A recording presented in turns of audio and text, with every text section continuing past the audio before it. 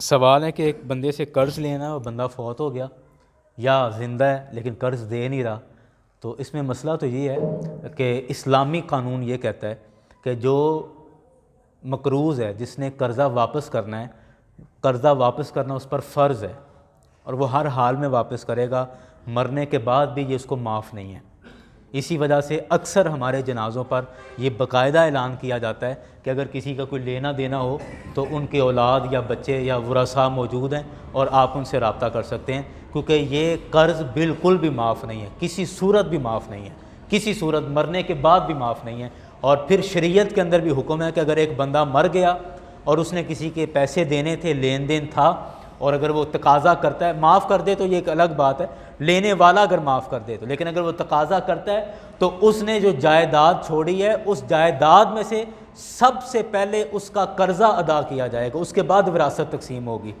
کہ اس وقت تک مرنے والے کی وراثت تقسیم نہیں ہوگی جب تک اس کا قرضہ ادا نہیں کیا جاتا۔ تو سب سے پہلے قرضہ ادا کیا جائے گا، اس کے بعد پھر اس کی وراثت تقسیم ہوگی۔ اور دوسری بات، رسول اکرم صلی اللہ علیہ وسلم نے اتنی سختی فرمائی قرض ادا کرنے کے حوالے سے، آپ لوگوں نے یہ حدیث سنی ہوگی، میں صرف توجہ دلا رہا ہوں کہ ایک جنازے پر سرکار علیہ الصلوۃ والسلام تھے اور پتہ چلا کہ جس کا جنازہ ہے، یعنی جو میت ہے، اس نے کسی کے پیسے دینے، مقروض ہے لیکن غریب ہے، اس کے پاس اس کے جو ورثاء ہیں، باقی جو اس کے بچے ہیں، ان کے پاس بھی پیسے ہیں نہیں دینے کے لیے۔ تو سرکار علیہ الصلوۃ والسلام نے فرمایا کہ میں تب تک جنازہ نہیں پڑھاؤں گا جب تک کوئی آدمی اس کی طرف سے قرضہ ادا نہ کر دے، تب تک جنازہ نہیں پڑھاؤں گا۔ سرکار کھڑے ہو گئے، یعنی جنازہ نہیں پڑھایا، سائڈ پہ ہو گئے۔ اب چند صحابہ کرام آگے بڑھے، انہوں نے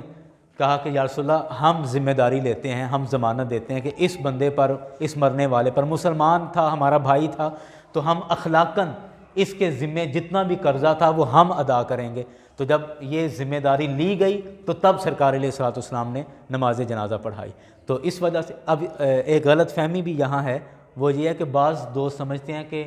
مقروض بندے کا جنازہ نہیں ہوتا، چونکہ سرکار نے نہیں پڑھایا تھا اس وجہ سے نہیں ہوتا۔ یہ غلط فہمی ہے، ایسا نہیں ہے۔ مقروض آدمی کا جنازہ جائز ہے، جنازہ ہو جاتا ہے، لیکن اب سرکار علیہ السلام نے کیوں نہیں پڑھایا؟ آپ اس حدیث کی تفصیل کے اندر جائیں گے تو آپ کو پتہ چلے گا کہ سرکار علیہ السلام نے جنازہ اس وجہ سے نہیں پڑھایا تھا۔ اس میں دو تین باتیں تھیں۔ ایک وجہ یہ تھی تاکہ لوگوں کو، پہلی بات یہ تھی کہ لوگوں کو قرضہ ادا کرنے کی اہمیت کا پتہ چل جائے کہ ہم نے قرضہ ہر صورت ادا کرنا ہے، یہ اہمیت پتہ چل جائے ایک۔ اور دوسری وجہ یہ تھی کہ وہ غریب آدمی تھا، فوت ہونے والا، اور اس کی اولاد کے پاس بھی پیسہ مال موجود نہیں تھا۔ اب وہ ایسے ہی اس کا جنازہ پڑھ لیتے تو وہ وزن، جو قرضے کا بوجھ اور وزن تھا، وہ اس کے اوپر ویسے کا ویسے ہی رہتا۔ تو اللہ کے حبیب صلی اللہ علیہ وسلم نے اس کی آسانی کے لیے وہاں پر یہ اعلان کر دیا تاکہ میرے اعلان کی وجہ سے کوئی نہ کوئی مسلمان اس کی ذمہ داری اٹھا لے گا اور اس پر قبر میں وزن نہیں آئے گا، سختی نہیں آئے گی، قبر کے اندر اس کے لیے آسانی ہو جائے گی۔ اس وجہ سے سرکار علیہ السلام نے جنازے سے پیچھے ہٹ گئے کہ نہیں، پہلے قرضہ ادا کرو پھر میں اس کا جنازہ پڑھاؤں گا۔ تو جس کا قرضہ جس کے ذمے ہے اس کا جنازہ ہو جاتا ہے، ایسا نہیں کہ اس کا جنازہ پڑھنا جائز نہیں، جنازہ ہو جائے گا، لیکن اس کا قرضہ ادا کرنا لازم ہے، یہ کسی صورت میں بھی معاف نہیں ہے۔ اور اگر بندہ زندہ ہے تو جب مرے کو معاف نہیں ہے تو زندہ پھر کیسے اس کو معاف ہو سکتا ہے؟ یہ دینا ہی پڑے گا، ہر صورت یہ دینا پڑے گا۔ اور اسلامی قانون کے اندر اس کی سزا موجود ہے کہ اگر کوئی آدمی کسی کے پیسے اس نے دینے اور وہ نہیں دے رہا تو وہ آدمی قاضی کے پاس جائے گا، قاضی کے پاس جائے گا، جج کے پاس جائے گا یا عدالت میں جائے گا، تو پھر قاضی اس کو